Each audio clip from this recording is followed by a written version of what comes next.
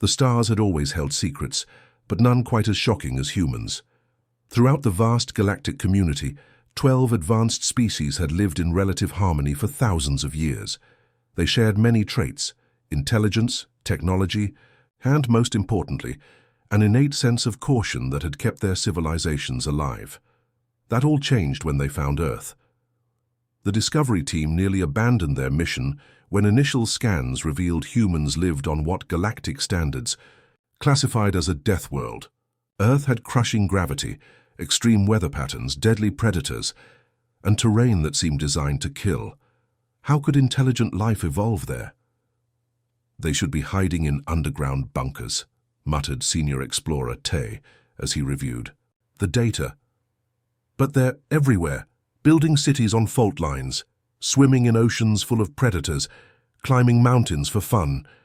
The exploration vessel orbited cautiously while the 12-species Galactic Council debated what to do. The Vexari, with their 6 limbs and heightened sense of danger, urged extreme caution. The Solani, who had evolved in peaceful forest canopies, suggested simple observation from a distance. No one wanted to make contact. "Their psychological profiles don't make sense," reported Council Scientist Bin, her delicate antennae quivering. "All sentient species we've encountered evolved through careful risk assessment and danger avoidance. That's how intelligence survives. But humans, they run toward danger." The Council eventually decided contact was inevitable. They selected Ambassador Tay, known for his diplomatic skills and steady nerves, to lead the first meeting. After weeks of preparation and anxiety medication, the diplomatic team sent their signal. The humans responded immediately, enthusiastically, without a hint of fear. The meeting took place in a neutral location, a space station hastily constructed between Earth and Mars. The human delegation arrived early, their small transport ship maneuvering with what the alien observers considered reckless speed. Ambassador Tay felt his extra heart pounding as the airlock cycled. He had studied human appearance extensively, but still flinched when they entered the room. They walked confidently, making direct eye contact, their faces showing expressions that translator programs identified as excitement and curiosity rather than appropriate caution. The human leader stepped forward without hesitation. "Ambassador Lee, representing Earth United, we're honored to meet you." The meeting proceeded better than expected. The humans were intelligent, articulate, and eager to exchange knowledge. What troubled Ambassador Tay was their complete lack of appropriate fear. When discussing technology exchange, the humans casually mentioned testing experimental drives themselves, rather than using remotely piloted ships. When talking about biology, they described voluntarily exposing themselves to diseases to develop vaccines. During a meal break, Ambassador Lee noticed Tay's discomfort. "Is everything all right? You seem tense." "I am processing your species' approach to risk," Tay admitted. "It differs significantly from galactic norms." Lee smiled. "How? So you appear to deliberately seek dangerous situations. This contradicts evolutionary logic." The human laughed, a sound that made several junior diplomats flinch. "I suppose we do, by your standards, but that's how we've survived and thrived. Our planet didn't give us much choice." The breaking point came during discussion of future diplomatic exchanges. Tay had prepared a careful proposal for remote communications, extending over several years before any physical visits. Lee blinked in surprise. "We were hoping to welcome you to Earth next month. I wanted to take you hiking in the Rockies. There's a beautiful trail with minimal danger that would be perfect for first-time visitors." The translator must have malfunctioned. "Hiking? You mean walking outdoors for recreation in mountains?" "It's really quite safe," Lee assured him, completely missing the point. "The trail I'm thinking of is rated for beginners. Almost no climbing required, and predator encounters are rare this time of year." 3 members of Tay's team immediately requested medical attention. Tay himself maintained composure, though his color shifted noticeably. "Perhaps," he suggested carefully, "we could begin with virtual tours." As the meeting concluded, the council representatives huddled together, watching the humans depart with the same reckless confidence with which they'd arrived. "They're going to change everything, aren't they?" whispered junior diplomat Jin Tae nodded slowly.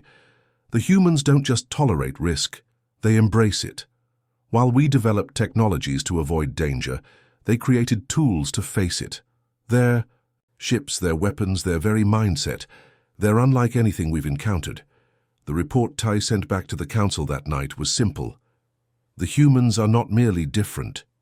They possess something we lack, something we don't even have a proper word for in our languages. They call it courage, the ability to acknowledge fear, yet act despite it. This trait alone makes them uniquely dangerous and valuable in our community. They do not fear what terrifies us, and that will transform the galaxy. Little did Tae know just how prophetic those words would prove to be. 6 months after first contact, the galaxy changed forever. It started with strange readings from the outer monitoring stations, unusual energy patterns, unlike anything recorded before. The automated systems sent alerts, but nobody paid much attention. Strange readings happened all the time in deep space. Then the first station went silent. "Probably just equipment failure," said the Solani operator, his leaf-like appendages trembling slightly. "We'll send a maintenance drone next cycle." The maintenance drone never reported back. Neither did the scout ship sent after it. Within 2 weeks, 3 more stations had gone dark. The Galactic Council called an emergency session, with humans attending for the first time as provisional members. The chamber buzzed with nervous energy as Chief Scientist Bin displayed the latest sensor readings. "These are the void entities," she said, pointing to massive, shifting dark patches on the star map. "They appear to consume energy in all forms. Their movement patterns suggest intelligence, but we've been unable to establish communication." "How many are there?" asked a Vexari representative, voice quavering. "We've confirmed 23 distinct entities, but there may be more. They're approaching the Orion Arm settlements." The room erupted in fearful chatter. Settlements in the Orion Arm included over 30 inhabited worlds. "We must evacuate immediately," announced High Counselor Jun of the Solani. "All species should initiate emergency relocation protocols." The human representative, Commander Kim, leaned forward. "Evacuation? Without attempting to communicate or defend?" The room fell silent, all eyes turning to the human. "Defend." High Counselor Jun's translator struggled with his tone of disbelief. "Against entities that consume energy weapons? That's not possible." "We don't know that yet," Kim countered.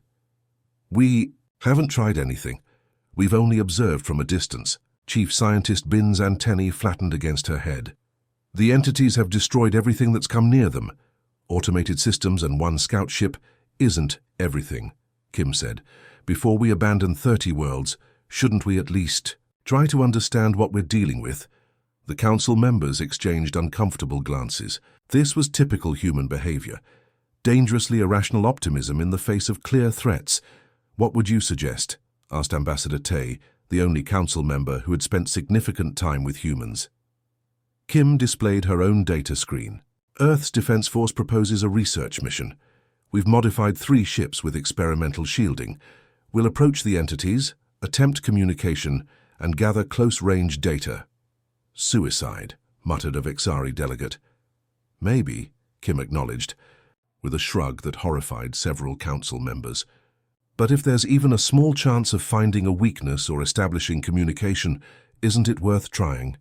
The debate raged for hours. The council species couldn't comprehend the human perspective. In their evolutionary history, survival meant avoiding danger. The humans' willingness to confront it wasn't just strange, it was incomprehensible. "Your courage is admirable," said High Counselor Jun finally, using the human word awkwardly. "But we cannot endorse this mission. The Council recommends immediate evacuation of all Orion Arm settlements." Kim stood, her posture straight in a way that made several delegates flinch back. "Earth will respect the Council's decision regarding evacuation.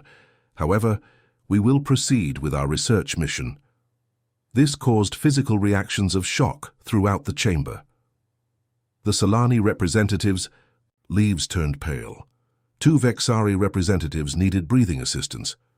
"So you would deliberately approach these entities?" asked Ambassador Tae. "Even after seeing the destruction they've caused?" "Especially after seeing it," Kim replied. If we run without understanding what we're facing, we'll always be running. The sea. Council meeting ended with a formal evacuation order. The ancient species began the process of abandoning their outer colonies, moving populations inward to the galactic core. Meanwhile, Earth's Defense Force prepared their mission. The night before. Launch Commander Kim met with Ambassador Tay in the human embassy. The ambassador had requested the meeting privately, against the recommendations of his staff. "I needed to understand," Tay said. His 6 limbs positioned in what humans had learned was a posture of deep confusion.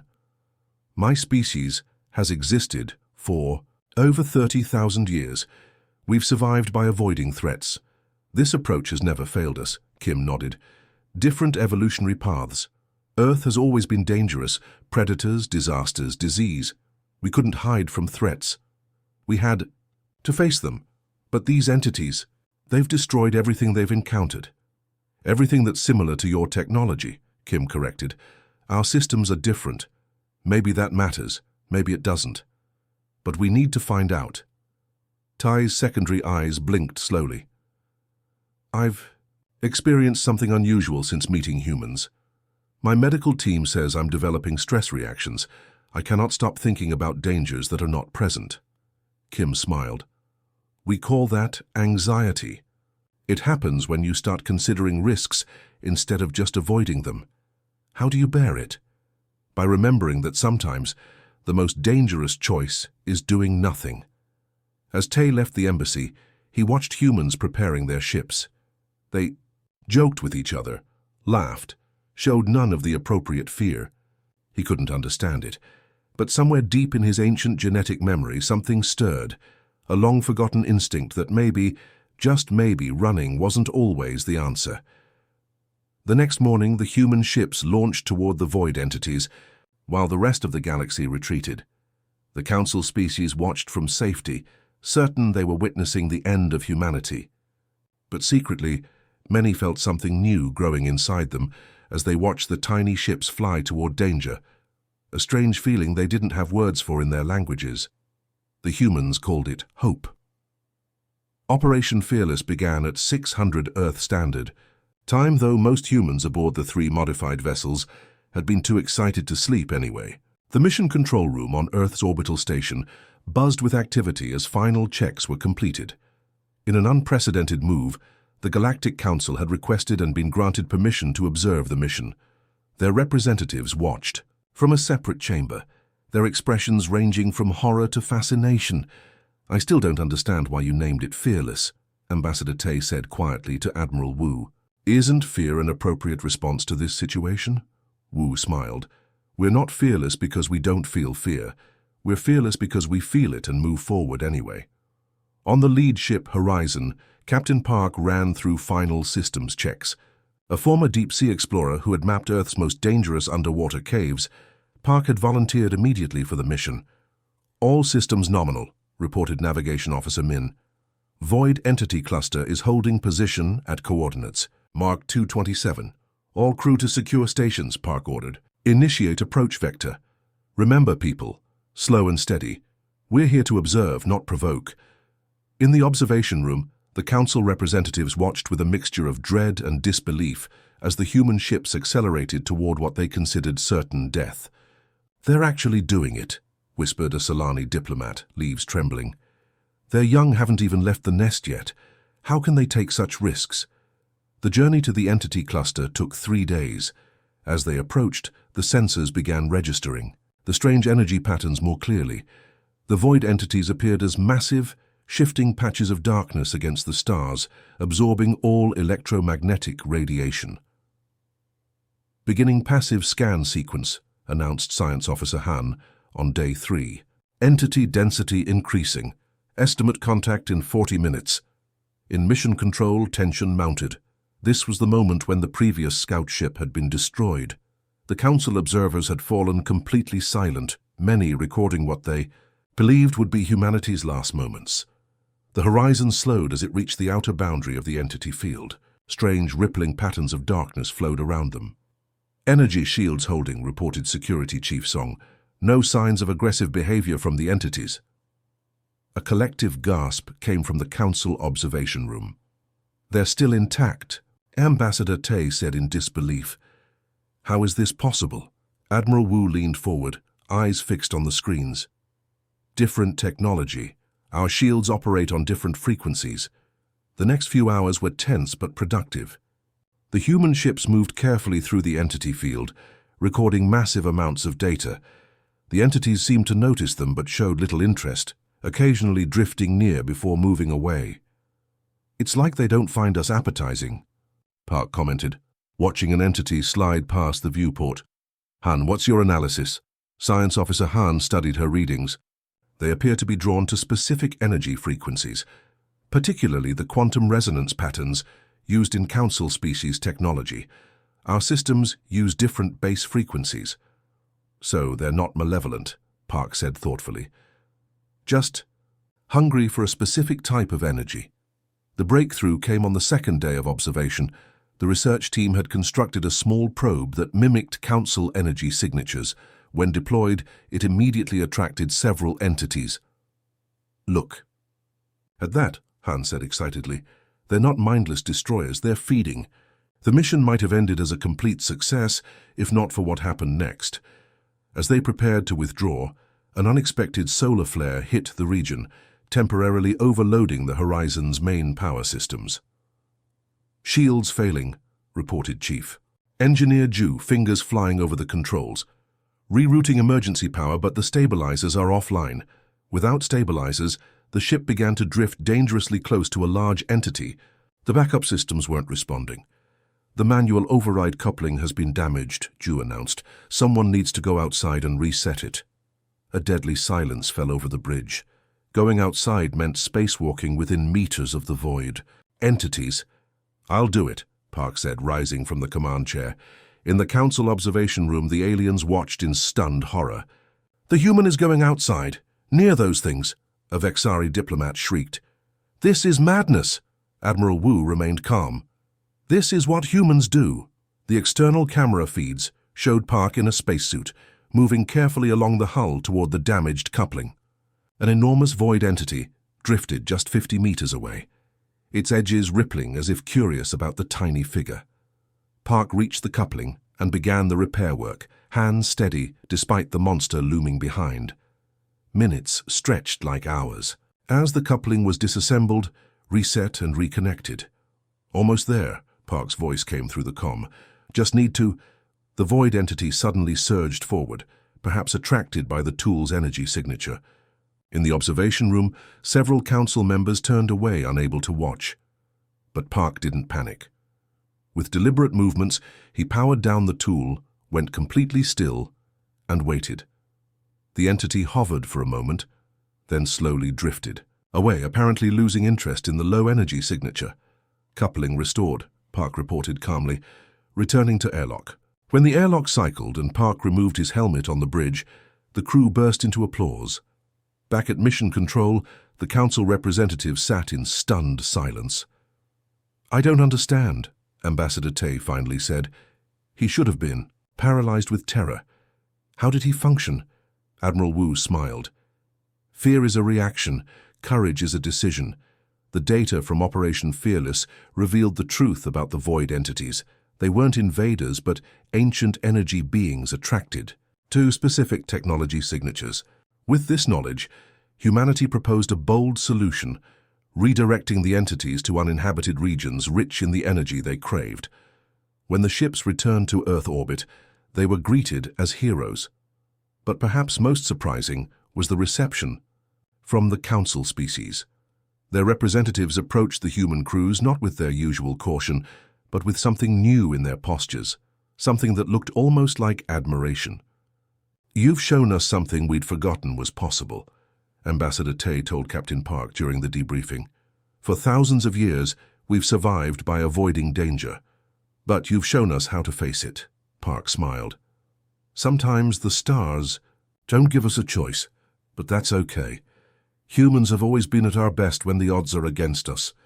As the Council representatives departed, Admiral Wu noticed something unusual. They walked differently, straighter, more purposeful. It was subtle, but unmistakable. The galaxy was changing, one courageous step at a time. News of Operation Fearless spread across the galaxy like wildfire.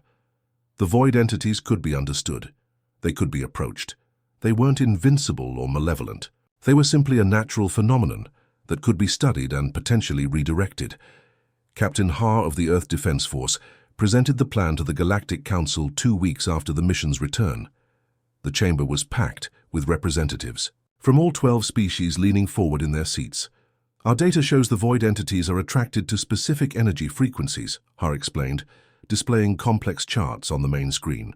We can use this to guide them away from inhabited systems toward uninhabited regions rich in natural energy sources they can feed on.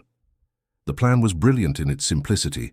A network of specially calibrated beacons would create an energy trail leading the entities away from populated areas. But there was a catch. The beacons must be positioned manually, Ha continued, and they must be monitored and adjusted as the entities move.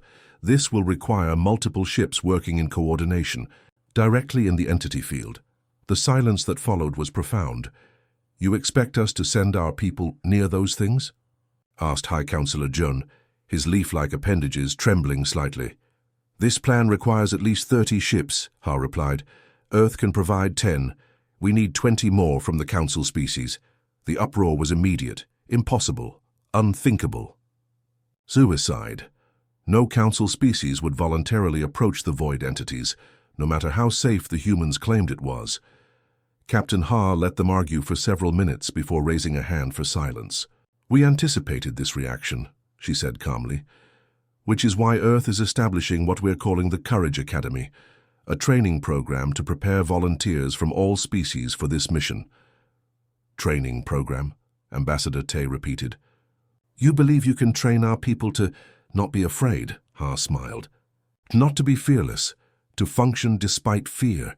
There's a difference." The Council deliberated for days before reluctantly approving the plan, not because they believed it would work, but because they had no alternatives. The void entities continued to consume outer colonies, forcing more evacuations. 3 weeks later, the first class of the Courage Academy gathered at Earth's lunar base. 76 volunteers from 10 Council species arrived, greeted by human instructors who had prepared a comprehensive program combining psychological techniques, practical training, and gradual exposure therapy. Chief Instructor Choi addressed them on the first day. "Welcome to Earth's Courage Academy. I want to be clear, we're not going to make you fearless. Fear is normal. Fear is healthy. What we're going to teach you is how to acknowledge fear without being controlled by it." The first week was purely theoretical. The alien students learned human techniques for managing fear, controlled breathing, cognitive reframing, visualization, and progressive exposure. Many found the concepts fascinating but impossible to imagine implementing. "You want us to deliberately imagine the worst outcome?" asked a Vexari student, all 6 limbs trembling at the thought. "This goes against everything my species believes." "That's exactly why it works," explained Instructor Choi. "By confronting the fear in your mind, you reduce its power over you." By week 2, 20 students had already quit, claiming the concepts themselves were too distressing. The remaining students began practical exercises, starting with simple simulations and gradually increasing the perceived threat level. Jin, a Solani botanist who had volunteered despite her species' notorious caution, struggled with even the basic simulations. "I can't do this," she told her human instructor after freezing during a minor emergency drill. "When the alarm sounded, my body just stopped working." "That's normal," her instructor assured her. "Your body is doing what it evolved to do, protect you through immobility. We're going to teach it a new response." The training continued. Each day presented new challenges, new fears to face. Virtual reality simulations of void entity encounters, emergency drills in the vacuum chamber, decision-making exercises under extreme time pressure. More students dropped out. By week 6, only 38 remained. "You're asking us to override millions of years of evolution," a Frilaxian delegate complained during a particularly difficult exercise.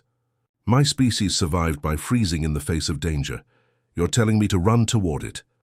"Not blindly," Captain Ha explained, having come to observe the training. with preparation, with understanding, with purpose. There's a difference between courage and recklessness. The breakthrough came during week 8. The remaining students were placed in a full immersion simulation of a void entity encounter. The scenario: their ship's shields were failing, and someone needed to perform an external repair just as Captain Park had done during Operation Fearless. To everyone's surprise, Jin volunteered. Her movements in the virtual spacewalk were hesitant but determined.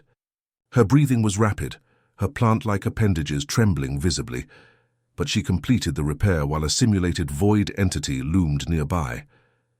When the simulation ended, the other students stared at her in amazement. "How?" asked a fellow Solani. "How did you do that when you were clearly terrified?" Jin's leaves fluttered in the Solani equivalent of a shrug. "I was scared. I'm still scared. But I realize something the humans have been trying to teach us. Fear isn't the problem. Letting fear make your decisions is the problem." That moment marked a turning point. The students began to progress more rapidly. They still felt fear, sometimes overwhelming fear, but they learned to act despite it. They learned to breathe through it, to focus on the task rather than the emotion, to trust their training over their instincts. On graduation day, 32 students from 7 different species received their certification as Courage Ambassadors. Captain Ha addressed them at the ceremony. "What you've accomplished here isn't just personal growth, it's evolutionary. For thousands of years, your species survived through caution. There's wisdom in that. But times change, and challenges change. The void entities require a different response. You are that response." The graduates returned to their homeworlds with a mission: to recruit and train others, to build the crews needed for the redirection mission. Many were met with disbelief or outright hostility. Some were accused of being brainwashed by humans, of betraying their evolutionary heritage, but they persevered, and slowly word spread. The courage infection, some called it. A dangerous human idea that somehow made sense once you understood it. 6 months after the first class graduated, the Courage Academy had trained over 300 aliens. Small at first, but growing. A cultural shift was beginning, something unprecedented in galactic history. "They're not becoming human," Ambassador Tay observed, watching a group of graduates confidently preparing for a training mission. "They're becoming something new, something their species has never been before." Captain Ha nodded. "That's how evolution works. Adapt or perish, the void entities forced a choice. And we chose courage," Tay said, testing the human word that still felt strange in his translator. "Yes," Ha replied. "You did." The combined fleet gathered at the edge of the Orion Arm, 35 ships hovering in formation. 10 were human vessels, their hulls bearing the Earth Defense Force insignia. The other 25 carried crews from 7 different council species, the graduates of the Courage Academy and their recrew. It's from the bridge of the flagship Horizon, Admiral Park surveyed the fleet with quiet pride. A year ago, the mere suggestion that council species would voluntarily approach the void entities would have been laughable. Now they were here, ready, to attempt the most ambitious coordinated space maneuver in galactic history. "All ships reporting ready status," announced Communications Officer John. "Beacon deployment team standing by." Park nodded. "Open fleet-wide channel." The faces of 34 ship captains appeared on the main screen, a mix of human and alien features. Among them was Jin, the Solani botanist who had become one of the Academy's most successful graduates, now commanding a ship of her own. "This is Admiral Park. Today we attempt something unprecedented, not just the redirection of the void entities, but a new kind of cooperation between our species. The plan is clear. We will deploy the energy beacons in sequence, creating a path that will draw the entities away from inhabited space toward the energy-rich Cygnus region. Stay alert, trust your training, and remember, we do this not despite our fear, but alongside it." The mission began smoothly. The ships moved into position, deploying the specially calibrated beacons at precise intervals. The void entities responded as predicted, gradually shifting their trajectory to follow the energy trail. From the observation chamber on a council monitoring station at safe distance, Ambassador Tay watched with dozens of high-ranking officials. "It's working," whispered a Vexari counselor, all 6 limbs trembling with excitement rather than fear for once. "They're actually herding those monsters," Tay nodded. "Not monsters, just another form of life with different needs." For 6 hours, the operation proceeded according to plan. The void entities followed the energy path, moving steadily toward the uninhabited region. The mixed-species crews performed flawlessly, adjusting beacon positioning as needed to maintain the entity's interest. Then, disaster struck. A massive solar flare erupted from a nearby star, far larger than predicted. The electromagnetic pulse hit the fleet like a hammer, disrupting systems across all ships. "Shield stabilizers offline," reported Chief Engineer Sung aboard the Horizon. "Beacon control systems failing." Similar reports flooded in from across the fleet. The carefully calculated energy signatures began to fluctuate wildly. Confused, the void entities started moving erratically, some breaking away from the path, others surging toward the nearest ships. "All ships, emergency protocols," Park ordered. "Restore beacon stability at all costs." The training of the courage. Academy graduates was put to the ultimate test. In the past, such a crisis would have triggered mass panic among council species. But now, even as fear coursed through them, they followed their training. The situation continued to deteriorate. The central control beacon, the master unit coordinating all others, suffered a catastrophic failure. Without it, the entire operation would collapse. "The central beacon needs a manual recalibration," reported Science Officer Han. "Someone will need to spacewalk and reset the quantum resonance matrix directly." A deadly silence fell over the bridge. This would mean leaving the ship's protection and entering space just meters from agitated void entities. "I'll go," Park said. Rising from the command chair, "Admiral, belay that," came a voice from the communication screen. It was Ambassador Tay, who had volunteered to join the mission as an observer. "I'll do it." The bridge crew stared in shock. A council member volunteering for such danger was unthinkable. "Ambassador, with respect, this isn't your responsibility," Park replied. "Yes, it is," Tay said firmly. "I've been observing humans since first contact. I've studied at the Academy. I still feel fear, probably more than any human ever would, but I understand what needs to be done." After a moment's hesitation, Park nodded. "Engineering team, prepare the ambassador for EVA." In the observation chamber, the council representatives watched in horror as one of their own donned a spacesuit, unprepared to enter the vacuum. "This is unprecedented," gasped High Councillor Jun, a council member willingly risking their life. On the horizon, Tay stepped into the airlock, his 6-limbed body awkward in the modified spacesuit. His breathing was rapid, his secondary, eyes blinking rapidly in fear, but he moved with determination. "Remember your training," Park said over the comm. "Slow, deliberate movements, focus on the task, not the danger." The airlock cycled open. Tay emerged onto the hull, secured his tethers, and began moving toward the damaged beacon. Just 50 meters away, a massive void entity pulsed and shifted, drawn by the erratic energy signatures. Every instinct in Tay's evolutionary makeup screamed for him to freeze, to hide, to flee. But he kept moving, one careful step after another. Reaching the beacon, he began the complex recalibration process. His hands trembled, but his movements remained precise. The void entity drifted closer, sensing the energy fluctuations. "Almost there," Tay reported, voice tight with fear but controlled. "Matrix realigning." The entity surged suddenly, flowing toward him like a wave of living darkness. In the observation chamber, several council members cried out, certain they were watching Tay's final moments. But Tay didn't panic. Following his training, he completed the calibration, then went completely still, minimizing his energy signature. The entity hovered for a breathless moment, then slowly moved away, drawn by the now properly functioning beacon network. "Calibration complete," Tay reported, returning to airlock. The mission succeeded.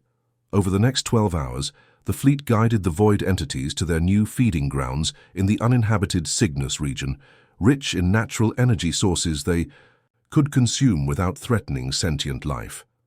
When the fleet returned to council space, They were greeted not just as heroes, but as harbingers of change. Something fundamental had shifted in the relationship between humans and the Council, species. 2 months later, the Galactic Council created a new position, Courage Attaché. Humans were assigned to worlds across the galaxy, teaching their unique approach to risk and danger. The Academy expanded, with branches opening on 7 Council homeworlds. More importantly, the Council species began to change. Slowly at first, then with gathering momentum. They started exploring regions they had previously avoided. They developed new technologies rather than relying on safe, proven methods. They took calculated risks in diplomacy, in science, in art. 5 years after, Operation Fearless, Ambassador Tay, now High Counselor Tay, addressed the graduating class at the Academy's main campus on Earth. When humans joined our galactic community, we saw only your recklessness. We could not understand how an intelligent species could survive while taking such risks.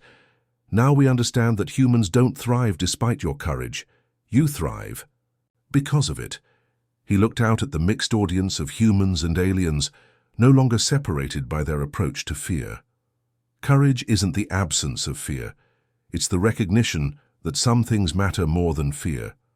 For billions of years, life in this galaxy evolved through caution. It was a successful strategy, until it wasn't. When the void entities came, caution meant extinction. Courage meant survival. Tay paused, his secondary eyes blinking in what humans now recognized as thoughtfulness. This is humanity's greatest gift to the galaxy. Not your technology or your resources or your military strength. Your perspective. Your willingness to acknowledge fear without surrendering to it. Your courage. The ancient species of the galaxy were learning what humans had known since they first looked up at the stars with wonder instead of fear. That the universe is vast and dangerous, but hiding from that danger means hiding from life itself. And as the graduates dispersed to their assignments across the stars, they carried with them the most important lesson humans had to teach, that sometimes the most dangerous choice is to make no choice at all. That courage isn't the opposite of fear, it's fear's perfect companion. That to truly live, one must be willing to risk. That was humanity's gift to the stars. Not fearlessness, but something far more valuable, the courage to try.